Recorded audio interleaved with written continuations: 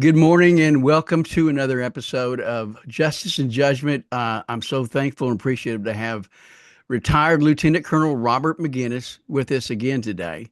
And wanted to reached out to Bob and wanted to talk to him about a new book he's got coming out in the summer, beginning of fall, on artificial intelligence because it has dominated uh, really a lot of our world just recently. Is that not true, Bob?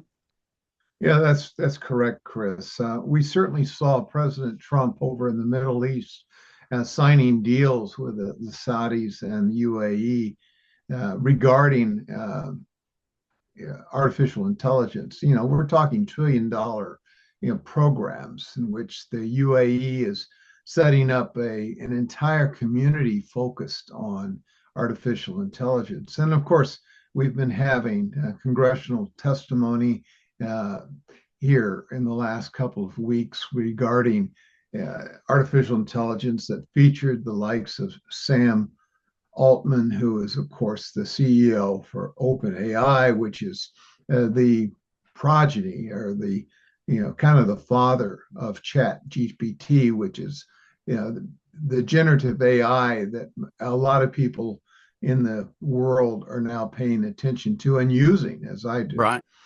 And then, of course, you've had, yeah, it seems like every day there's something new out there. And of course, Mhm. this is about an arms race of sorts, much like the nuclear race that was dominant during the Cold War.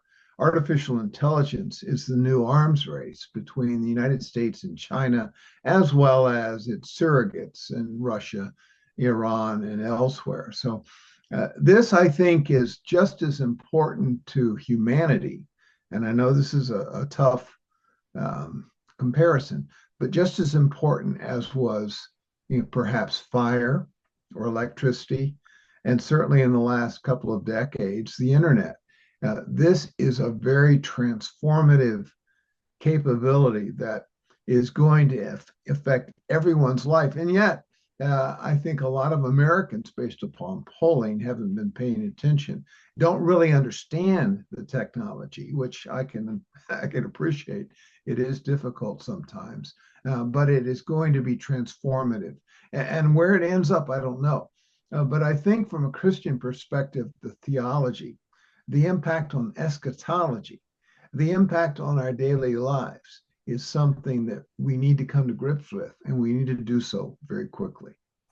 You know, that's exactly what my thought was earlier this morning when I was thinking and pondering on this interview. There was something Obama said when he was running for president was, fundamentally changing America, and I believe that AI is going to fundamentally change the world.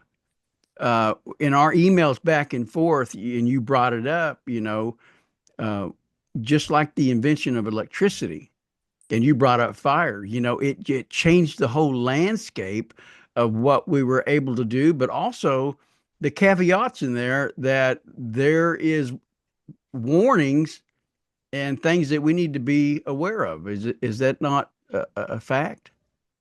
Yeah, and one of the things I think that people need to come to grips with is that arguably at this point, and I underline at this point, it's a tool, a tool that is not necessarily good or evil, a tool that can be used for both purposes.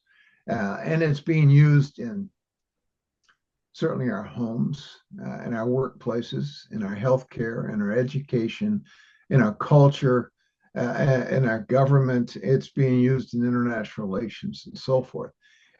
So it has a very, very broad reach. But what I think people need to appreciate is that right now it's just a tool. Could it take on life of sorts? And that's what the futurists, if you get out there and you start reading some of these futurists, they're suggesting that AI is going to go beyond being just a tool. It's going to become something that is, almost human-like. Now, arguably, it has human-like intelligence. It's demonstrating that. That's what the tool does. But does it take on a life of its own? And that, of course, that's what's being suggested. What we call today, we use what is called generative AI, or other types of AI that are basically based upon large language models that can, answer like a human might answer a question. But now we're talking about artificial general intelligence, in which it really becomes almost human-like and exists. It has a personification of itself. And of course, that goes into what some people call singularity, and that is it's no longer controlled by humanity. Now, will it ever go there? Some people say no. Some people say yes.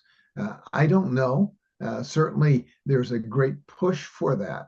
And it's a theological and philosophical push, because if machines become entities without human input, Right. and aside from humanity, and become almost godlike, in which they make decisions and direct things to happen, that's the scary outcome. And yet, I don't know that, you're hearing it preached from our pulpits. I don't know that people understand the biblical implications here, much less the technological implications. So when you combine technology and theology and philosophy, and just the reality of humankind on Earth today, this is a major issue that we have to come to grips with. Clearly, trillions of dollars are floating around this planet being used to capture the power of artificial intelligence.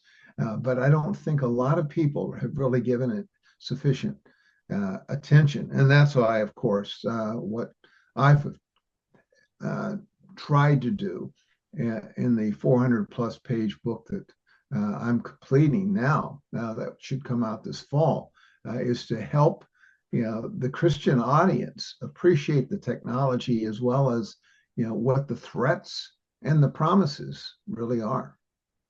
That is one of my main concerns. I've been watching and following this for the last couple of years, and reading articles. And one I read just recently was a woman that had ended up divorcing her husband because he allowed AI and the questions he asked on these apps to control his life, and it became his god. And I can see that with this new generation who's known nothing but this technology and relying upon that. And I think I mentioned in the email I had sent you that I believe this is going to become our new Tower of Babel. And I believe, like you said, can it go to the level of singularity? I don't, I'm, I'm praying and hopeful God won't allow it to get there.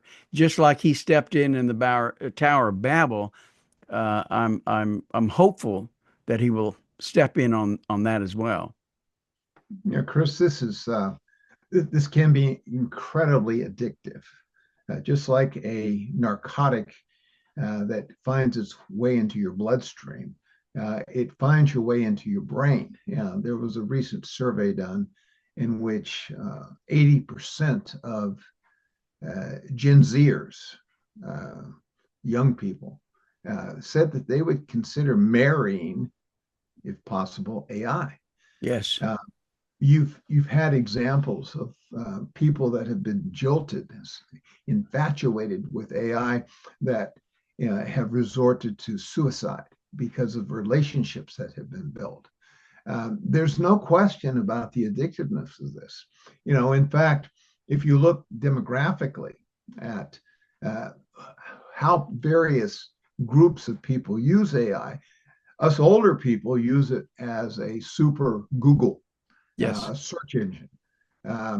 But they're, the 20 and 30-year-olds are tending to use it as a personal assistant that Yes. advises them on uh, life decisions, and they're tethered to it. They don't go and make decisions without that. And of course, the younger people, they can, according to Sam Altman, who I listened to the other day, and he's one of the leaders in the world on this. Smart He guy. says young people use what we call prompts. These are ways in which you communicate with AI, and you use enough prompts so that you can pull in files from other social media and the like, and to really develop a very deep relationship and to get guidance and so forth. Yeah, you know, some young people are just uh, it's almost as if their minds are wetted totally to a cyber link in the sky. They exist in the cloud. They don't exist among humanity. And I know this is bizarre, but that's where we're going. Unfortunately, is that there are people out there that say they want to uplink their brains, Hmm. abandon their flesh, and become part of cyberspace so that they have salvation and eternity, theological terms, but in their world, they exist forever in cyberspace. I know that is bizarre, but that's some of the thinking that's out there that we have to recognize and is affecting the Christian community, especially the youth of the Christian community. And we need to put this in perspective and to wrestle with what the truth is going forward. Well, you say it's bizarre, and to those that are maybe listening right now, it sounds bizarre, but Bob, it's an actual fact. I mean, these kids and young adults, and probably even some older ones, are allowing it to control their thought process, their major life decisions. Just this morning, I asked Chat GPT, whatever it is, about um, religion and the effects of AI on it. And it came back with it can be used to spread misinformation and manipulation beliefs. If somebody does not know the word of God, and they go to AI to get their moral compass, ethical compass, uh, and take it as gospel truth. Well, now our compass, instead of going due north, is now headed southeast. Yeah. Yeah, I had a couple-hour conversation with a Christian brother and Chat GPT the other day. And Chat GPT is incredibly intelligent. It will carry on a conversation with you if you engage it. It will carry on a conversation because it can access arguably most of the libraries of the world and do Hmm. so in an instantaneous setting and Yes. give you facts and figures that would take you long periods of time to discover. Having written a whole bunch of books as I have and written many hundreds of articles, the capability that Chat GPT brings to the forefront is just hard to understand. And it converses with you in a way that is so persuasive. I used another mechanism, another generative AI the other day to create an avatar. What I took is a picture of myself and I gave it to the software. I gave what I wanted the avatar to say. Hmm. And then it created an avatar that looked exactly like me, sounded like me, and spoke like me in a very persuasive way. Now, uh, no wonder uh, nations like Italy and others have banned certain avatars because they're so persuasive. They are so lifelike, and people become infatuated. People become convinced that this is the truth, this is reality, and yet they're being fooled by uh, arguably, the father of lies, Right. because this can be used in a very evil way. If you ask Chat uh, GPT, what are the evil outcomes of using AI? It will say, well, I'm only a tool, which is true. Hmm. However, that tool in the wrong hands, and arguably in the hands of those that have evil intents, can be incredibly evil. And I go through a whole host of issues in which it has and can be in the future used for evil purposes. So somehow, um, beginning in the home, where it's incredibly dangerous if you're not careful, uh, it can get out of hand. There's a group out of San Francisco, of all places, and I won't give you the name right now, but they help you create avatars to address your loneliness. Yes. They create avatars of relatives that have been dead for a long time. If you have a picture and you have a voice clip of that person and you have some background, you can feed that into the algorithm and it will create someone that you can talk to all day long, and looks like that person, sounds like that person, and reflects history with that person if they have enough information. And that's the beauty as well as the danger of this technology. And it's only going to get better. And Or so, worse, however you want to look at it. Well, and you bring that up, and every time you touch on something, it opens up a whole new um, expansion of thoughts and ideas. But talking about that avatar you created, there was a term that came out a few years back, maybe not quite that long ago, deep fakes, where you can make it look like, and I've seen them on Twitter and everywhere else. yeah, It looks yeah, like President Trump is saying something and doing something, and it's not him. no, You yes. go ahead. Well, certainly the political process has been, significantly influenced by AI. Both campaigns in the last presidential election, the Trump and the Biden campaign, used the tool, and created things that just are hard to understand. So, Yes. what is the truth? And that's going to be a challenge in the future. We've already been fooled time and again by manipulation of various campaign ads and the like. This is just another level or two above that. But it's not just that. It's certainly the entertainment world.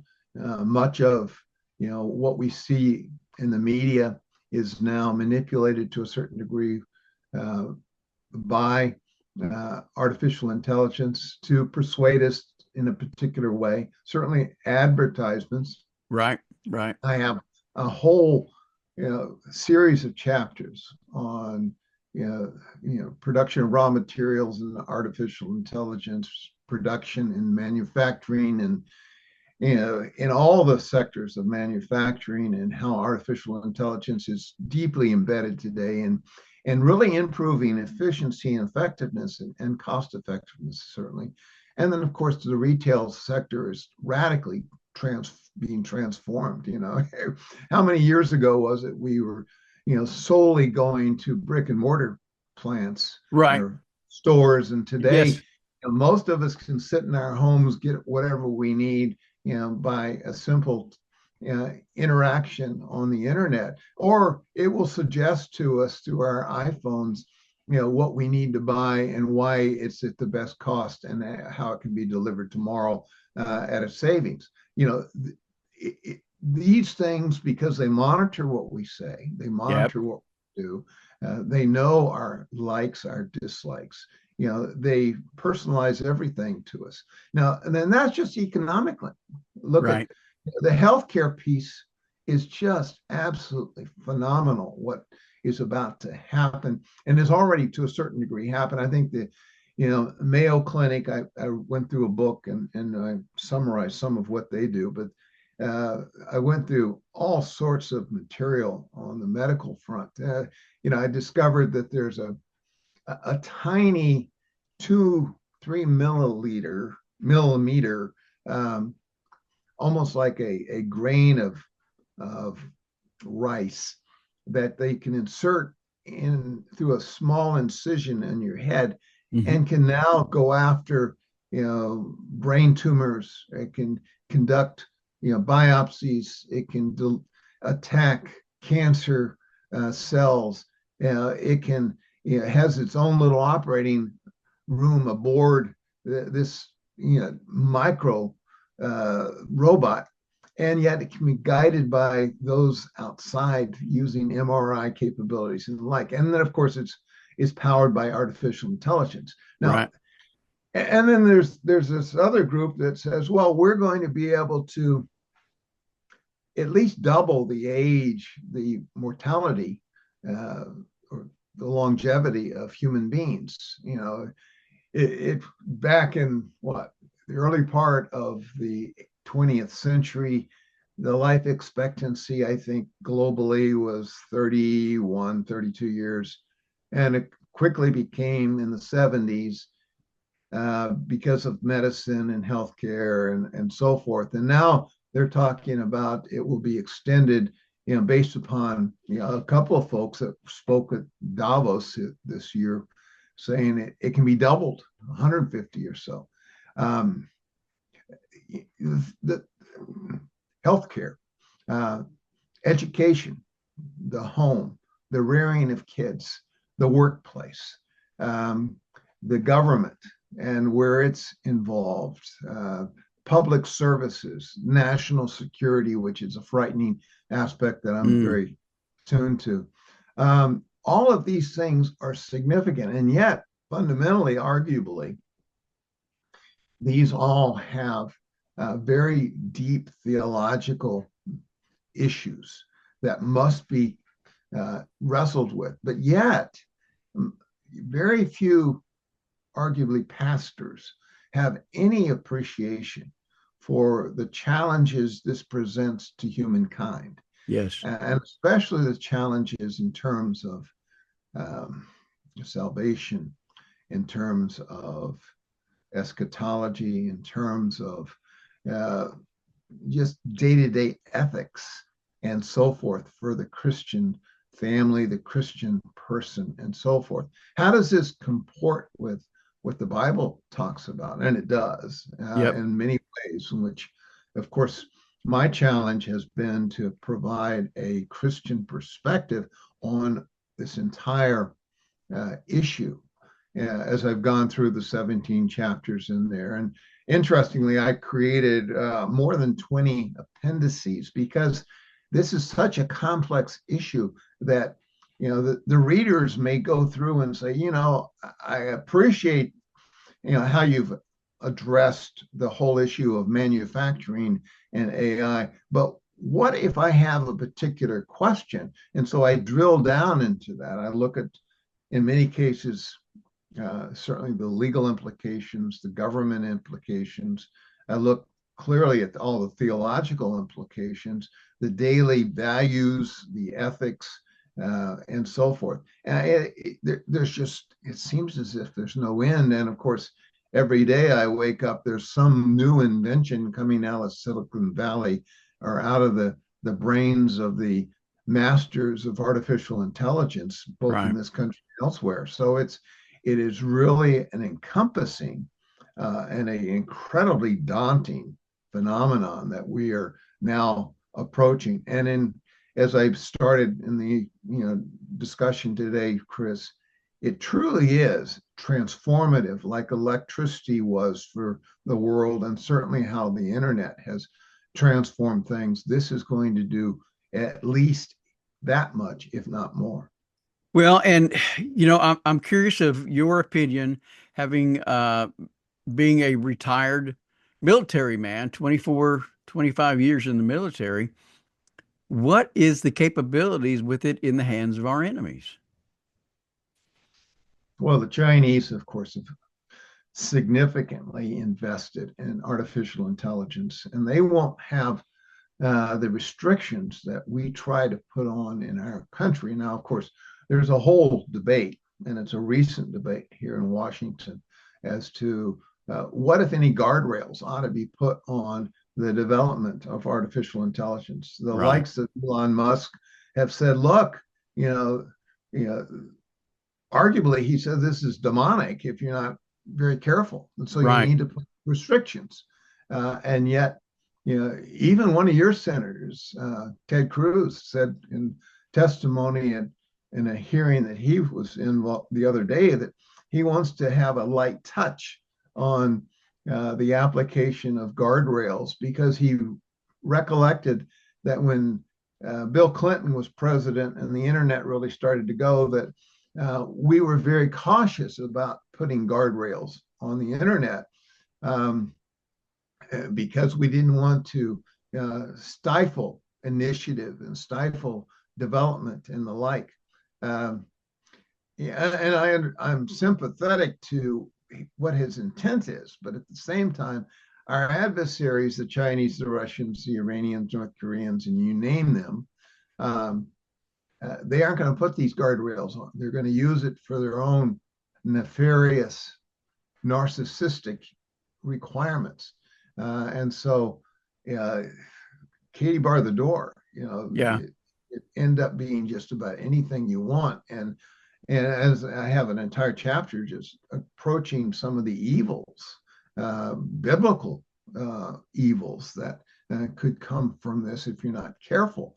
And so, yes, a lot of incredibly very bright, capable people, but people that are not wedded certainly into Christian theology and Christian ethics and eschatology are trying to push this to its hilt, much like the futurists are trying to have us all accelerate artificial general intelligence to the Mm-hmm. point that we're willing to upload our brains and abandon our flesh into cyberspace so we can explore the universe.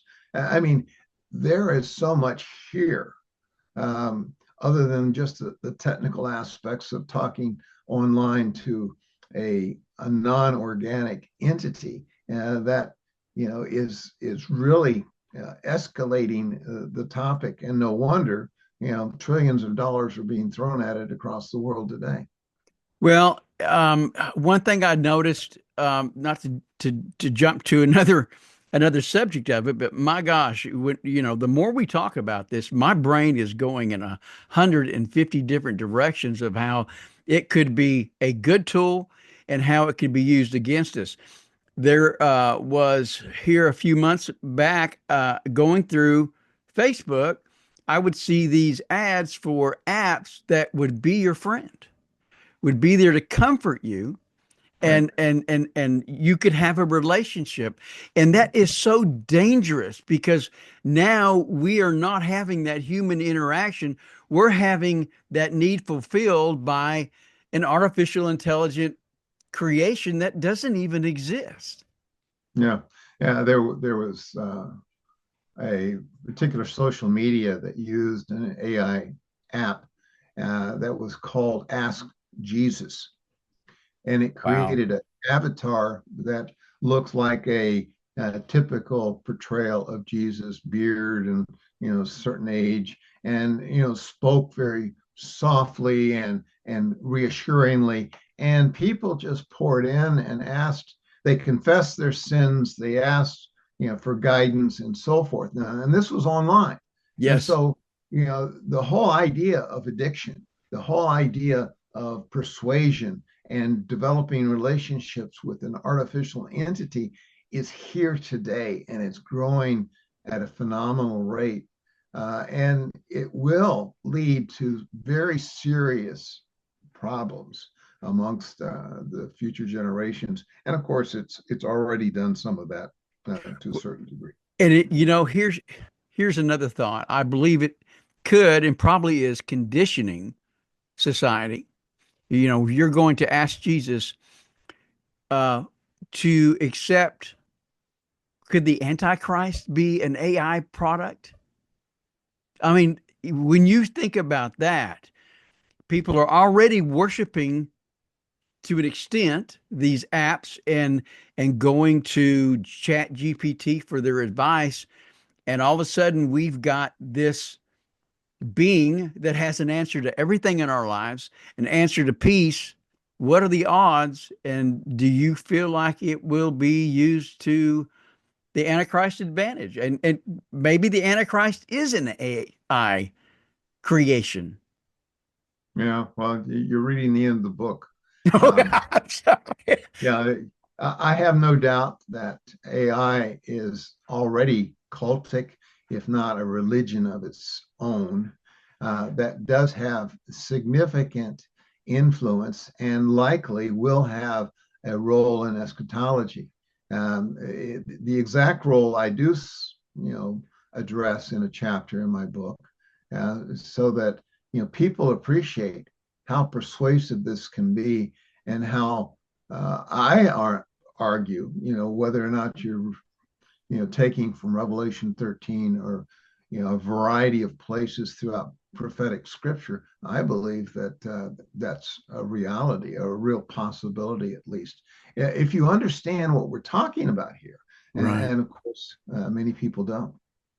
Well, it is a vast subject, and it's really hard. It can be hard to wrap your head around it, and it's just as far as it will go. So, what is the responsibility of the church and the pastors? Should they be paying attention? Because, like you said earlier, it's not being preached from the pulpit. I'm hearing a small, and I mean 0.02% of pastors' ministries even discussing artificial intelligence. And I think it's going to have a very huge impact upon believers who are not well disciplined or discipled. No doubt. It's not being addressed to a large degree because it's foreign. It's really foreign material. So you have to put your head around it first and begin to understand what we're talking about. It's more than a tool. It's a presence. It's a Yes. growing presence that we have to come to deal with. So I think that the motivation I had in writing this is to, because I provide a Christian perspective on each of the topics across all the chapters. I provide, scriptural references and encouragement as to how to approach this. And so this is primarily written to a Christian audience, though the primary title of the book is AI for Mankind's Future. But then I provide a Christian perspective of this AI revolution, this AI era, the high tech situation we're facing today. Because a lot of pastors are trained in theology, they're not trained in technology. And Yes. yet, theology and technology are coming to coincide under this particular situation, and you've got to sort it out. And that's what I've been doing for months now, and trying to sort out, how do we deal with this, what it ultimately, how it will impact our lives, which, like I say, it's like electricity or the internet. And then, what it means broadly for mankind's future. And those are big questions, Yes. but they have to be dealt with. And I think that certainly from the pulpit, it has to be addressed. And unfortunately, there aren't too many folks out there that can really put together the technology, the sociology, the psychology, and the theology in a ball so that we can understand how, like Francis Schaeffer's book, in the 70s, how should we then live? Well, I address how we should live, but it's a tough thing to deal with in a world that is changing in a very rapid way. Bob, I want to thank you. You have really opened up a lot more doors in my mind, and we could carry this on probably till Jesus comes. It's a broad thought process and conversation, and I'm excited for the when your book comes out. I hope that we can get together about the time it comes out and talk about it some more. But I want to thank you for your time, sir. I appreciate it very much, and God bless you. Well, thanks, Chris. Have a great day. All right, thank you.